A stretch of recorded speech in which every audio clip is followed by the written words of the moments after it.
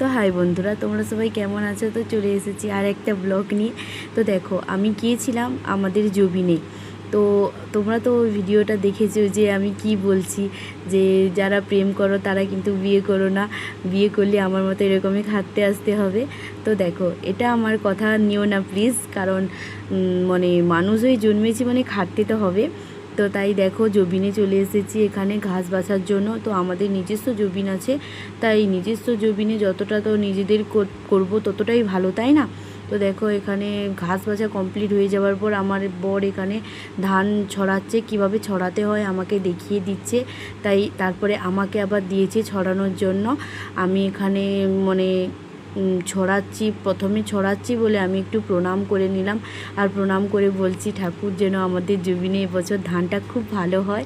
তো তুমি দেখো, তো ছড়ানো ছড়ানো ছড়াচ্ছি আমি ওদিকে, কিন্তু মানে ভীষণ খুবই রোদ উঠেছিল, বাতাসটা হচ্ছিল, মানে বাতাসটা ছিল বলে রোদটা এতটা মানায়নি, কিন্তু খুবই রোদ উঠেছিল।